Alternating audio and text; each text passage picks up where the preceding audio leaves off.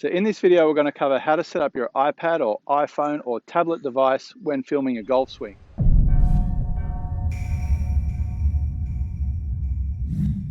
Now we're going to take a look at the face on and the down the line view. And it's very important to be, number one, consistent with your angles. If you're filming your swing for, say, your own use or perhaps sending it to your coach. The first thing to be aware of when you're filming from face on is the distance from the ball. So typically 4 steps or about 10 feet is a good range when we're filming in vertical mode. When we go into horizontal mode, it's going to be a little bit further back. But let's take a look at face on first. So starting off with the tripod itself, I've used this Manfrotto brand and this particular model. I have 2 or 3 of these that I travel with. They're super light. And the best feature about them is they have this toggle.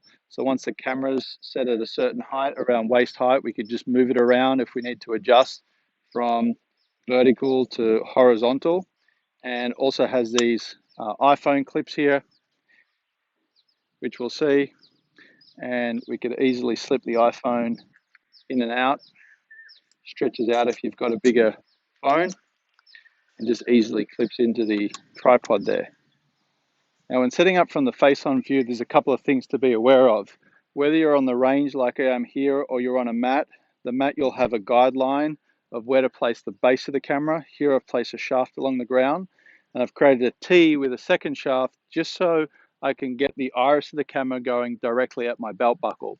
If it's pushed off to the left or to the right, that's obviously going to cause issues with angles that we're dealing with. The other thing that we want to be aware of, if we look closer into the phone here, you'll see this gray base of the phone, which I'm kind of moving up and down off the base of that line. We want to make sure that it's not tilted to the left or to the right, which will obviously set you at an incorrect angle. So get the base of the camera or the base of that gray area right along the base of the mat or the shaft. And what that allows us to do at this distance, which is about 10 feet away, as I swing back, you'll notice that the entire club head we can see very clearly at the top and when we go to the finish. Now, we're going to lose the club head itself on either side unless we go into horizontal mode, which then means that we'll have to move the camera a little bit further back. As I switch now to horizontal mode, and I've moved back about 2 more feet. I'll just now create enough room so the golf balls sit slightly above the base of the camera.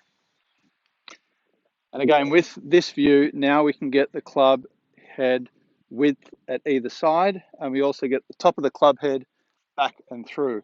You'll obviously need a little bit more space. Ideally, if you're in a tight space, the closest I'd go would be about 6 feet away. Minimum distance would be 8 feet, and you'll have to go further back if you're looking for horizontal.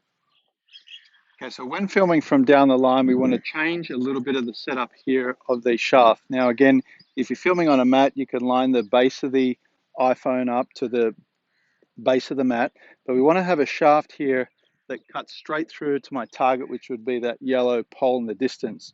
And this just gives a consistent reference point so we know that the eye of the camera is always pointing in a consistent spot. It doesn't really matter if we like to stand a little bit open or a little bit closed. The consistency of what the camera sees and what you're seeing on the video is going to be pretty important. Now it's also important, well, I like to get the camera more or less on the hand line. That shows me what's happening in the takeaway and what's happening in the delivery position, which again is important for me as it's going to affect what I'm looking at with path and face control. If we have a look again at the camera and the iris of the camera, as I move this up, we can see that I've got that gray line right along the base of the shaft there. Now again, if you've got a mat, you could just use the mat to line this up. Now it's important when setting up the camera to have the iris of the camera, which is usually positioned just to the right-hand corner of the iPhone, as we look at it this way, right over the hand line. And that's pretty much going to bisect the shaft on the ground and the target. The reason why we want it in that position there is we want to make sure there's enough space for the club to swing in, up and around without losing the club shaft. If we have the camera pushed too far to the right, essentially that'd be more of the center of the camera, not where the iris is. That would be the equivalent of me standing in this area here, and we're going to start to lose the club. We could even start to lose the hands. If I'm also standing in too close, It's also going to be a problem because we won't be able to see the club at the top, and again we'll start to lose the club, etc., going into the backswing. So the distance is quite important. I don't like to zoom in as a rule of thumb. I think it starts to distort the picture too much. So ideally, that's what we're looking at. As mentioned, hip high is a good reference point. You can see a lot of things there. You can see the top of the club. You can see part of the takeaway, etc. So hopefully that video helps as far as setting up the camera. Again, it's important to be consistent above everything else, so you're able to look at the same areas each and every time and reference the same positions.